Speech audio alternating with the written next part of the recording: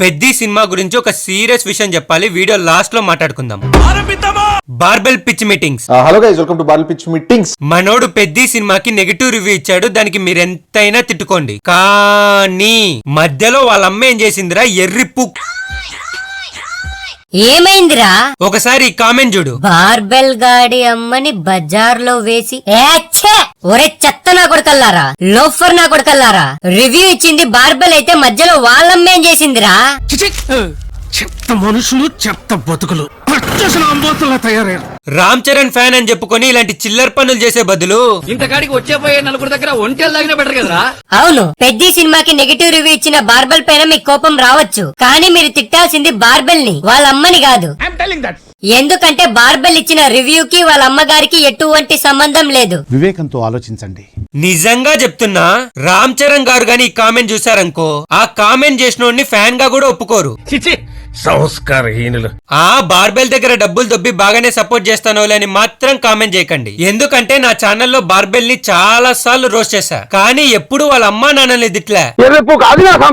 And ఆ comment చేసినోడికి message చేశా, next video నీ పైనే అని. పువ్వుగాడు అకౌంట్ డియాక్టివేట్ చేసుకున్నాడు. మీ నాన్న నిరోధ్ వాడాల్సింది, అనవసరంగా పుట్టావు. అండ్ పవన్ కళ్యాణ్ గారి సినిమా టైంలో అనుకుంటా బార్బెల్ నెగటివ్ రివ్యూ ఇచ్చాడని పవన్ కళ్యాణ్ ఫ్యాన్స్ కాదు కొంతమంది చెత్తనా కొడుకులు బార్బెల్ వాళ్ళ అక్క ఫోటోని లీక్ చేసి ఆ ఫోటో పైన బూతులు తిడుతూ మార్పులు చేస్తూ బార్బెల్ పైన కాదు, ముందు ఇలాంటి చెత్తనా కొడుకుల పైన కేసులు పెట్టి బొక్కలో మింగాల. బార్బెల్ కి సినిమా చూసి రివ్యూ ఇవ్వడానికి ఎంత హక్కు ఉందో, ఆ రివ్యూ నచ్చకపోతే బార్బెల్ ని తిట్టడానికి మనకు అంతే హక్కు ఉంది. కానీ వాళ్ళ అమ్మని అక్కని తిట్టడానికి మనకి ఎటువంటి హక్కు లేదు.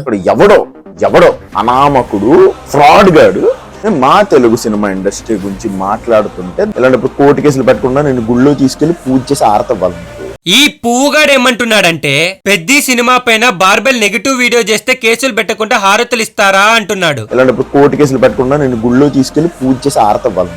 ఇప్పుడు నువ్వు కూడా బార్బెల్ పైన నెగటివ్ వీడియో చేసావు కదా, నీ పైన కూడా బార్బెల్ కేసు పెట్టచ్చా? చెప్పు సార్, చెప్పవా?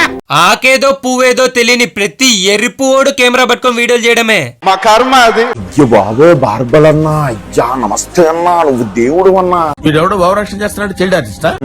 ఇన్సెక్యూరిటీ బ్యాచ్ అంట. ఎవరినో అంటలేదు, మిమ్మల్ని నన్ను అంటే మన టిఎఫ్ఐ ఫ్యాన్స్ ని బ్యాచ్. వాడు ఇన్సెక్యూరిటీ బ్యాచ్ అనింది టిఎఫ్ఐ బానిసల్ని కాదు, ఫ్యాన్స్ అని చెప్పుకొని లంగా పనులు చేసే చెత్తనా కొడుకుల్ని.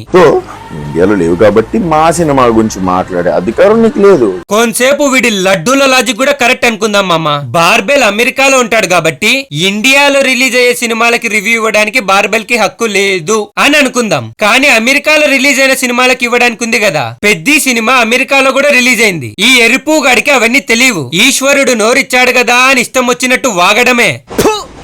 నిన్ను కొట్టినా కుక్కను కొట్టినా ఒకటే. సో నా మీద కేసేశారు. నాకు యూట్యూబ్ ఛానల్ ఉందని పెద్ద మూవీ టీం వెళ్ళి యూట్యూబ్ ద్వారా కోర్టు నోటీసులు అయితే నాకైతే పంపించడం జరిగింది. ఒరేయ్, లాస్ట్ కి రావణ్ గాడి పైన కూడా కేసు పెట్టారా?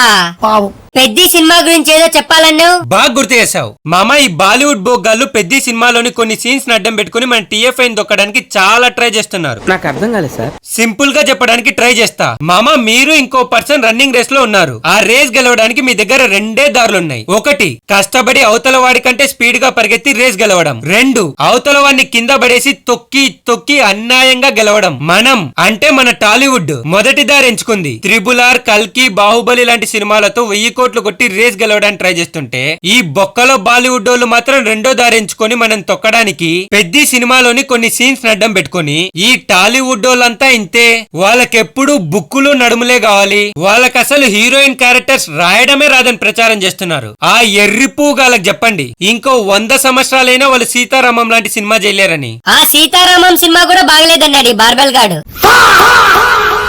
కోతికి కొబ్బరి చిప్ప దొరికినట్టు ఈ బాలీవుడ్ బోగ్గాలకి పెద్ద సినిమాలో కొన్ని సీన్స్ దొరికాయి. దాన్ని పట్టుకొని ఇష్టం వచ్చినట్టు పెయిడ్ క్యాంపెయిన్లు చేస్తున్నారు. పెయిడ్ క్యాంపెయిన్ అంటే డబ్బులు ఇచ్చి ఫేక్ పోస్టులు వేయించడం. తెలియకడుగుతున్నాను, ఇదో బతుక చెప్పండి. సినిమా చూడని చిరుకోసగాడు కూడా సినిమా ఏ హై ఓ హై గలీజ్ అయిన పోస్టులు పెడుతున్నాడు. అంతేకాదు, ఒక ఫేక్ చాటింగ్ వీడియో అప్లోడ్ చేశారు. అందులో జాన్వీ కపూర్, మా అమ్మ శ్రీదేవి గారు ఇలాంటి సీన్స్ ఉంటాయనే తెలుగు సినిమాల్లో నటించడం ఇష్టం లేదు, నేను కూడా ఇంకా జన్మలో తెలుగు సినిమా చేయను హీరోయిన్ జాన్వీ కపూర్ చెప్పినట్టుగా ఒక ఫేక్ చాటింగ్ వీడియో పెట్టారు. ఇదంతా మన టాలీవుడ్ ని బ్యాట్ చేయడానికి. చేది నమ్మ బతుకు బురదలో పంది బతుకుతుంది, నువ్వు బతుకుతున్నావు ఎందుకురా? ఎదవన్నారు ఎదవ. మనము సినిమాలో తప్పులుంటే పాయింట్అవుట్ చేస్తాం, అవి నెక్స్ట్ సినిమాలో రిపీట్ అవ్వకూడదని. కానీ ఈ బాలీవుడ్ బోగ్గాలు మాత్రం టాలీవుడ్ అంటే చెత్త అన్నట్టు పోర్ట్రే చేస్తున్నారు.